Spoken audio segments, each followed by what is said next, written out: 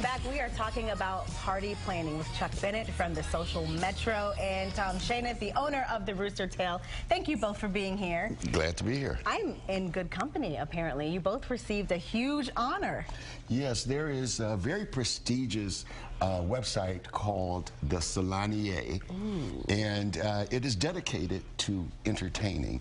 And they do a list every year called the Solanier 100.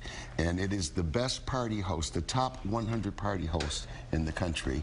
And Mr. Shaneth and his wife, Diane, and myself were on the list representing Michigan. Well, congratulations. That's a big deal. It's just so easy. It doesn't take any work. Well, you certainly make it look easy, but that's the point, right? That is it, exactly. You know, Tom was saying to me yesterday that people don't realize how much work goes into putting a party together.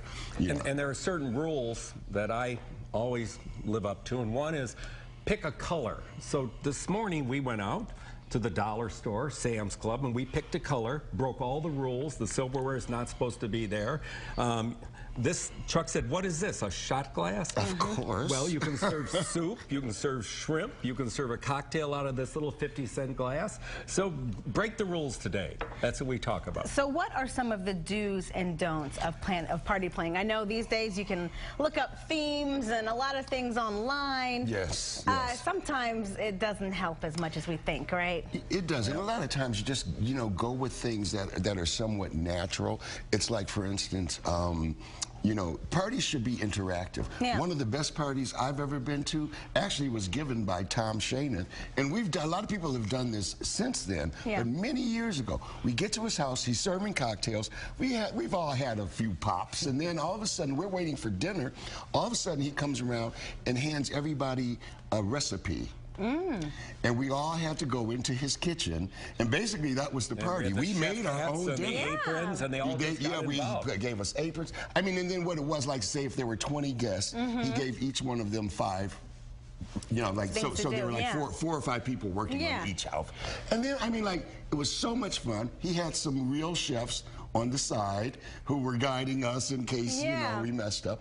But that's a lot of fun. So it's get interactive. That's one thing. Be interactive with one of the other rules, Chuck, is that that time we got into the kitchen.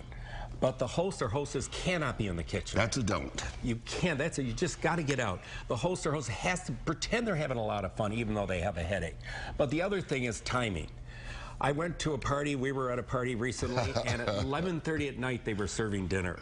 Oh, yeah. It's a killer. You can't start a party at 7 at 11:30 serving dinner.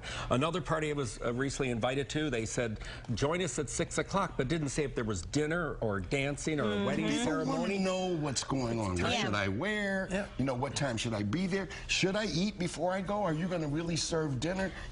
I always just assume if it's one of your parties, now one of yours, come with an empty stomach, be early, and look cute, because it's a place to be seen. Yes. So I don't know how high or low this is on the list, because I know you guys are like the official party planners, but for me, when I'm planning a party, it ends up not being fun for me.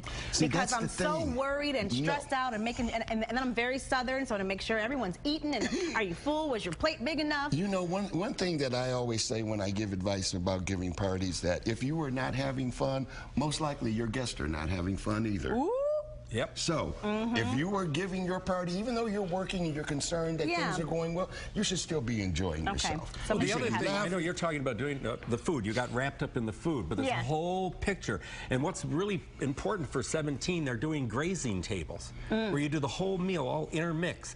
So if Chuck and I just want to go right to the dessert, we go to the dessert, you know. So, but you have everything on one table, and it's just put out like a country kitchen, all natural looking. Now look, we love every now and then we can do something on every budget, but some things just aren't that. Is this something anybody can do, or is this a higher-end luxury? This is dollar store. Yeah, so how much? I mean, like I spent $7, including this, at the dollar store. Then I bought some things that we're going to eat eventually this week. I borrowed avocados from Alan today. And then a couple gifts I put out. You know, like Tom was talking about how he's really over these parties where it looks like you went out of your way to spend a lot of money, so he doesn't want lobster and shrimp. I do, but well, I did a party recently, you don't have to spend a lot, and it was one of the best parties we ever gave, and I did not do shrimp, I did not do tenderloin. And I said, I'm cutting that out, and no one even noticed it. But it was still, people are sending thank you notes for this party we gave, because we did other things at the party. Very cool. I think having 10 wine glasses in front of every guest helped. But. Well, I will slide you my email for your next party. I'm still on your list. I'm hoping I'm in your good graces. List, girl. All right, so why don't we take some of these avocados and cucumbers and head on into the kitchen. Chef Kelly is making another vegan dish.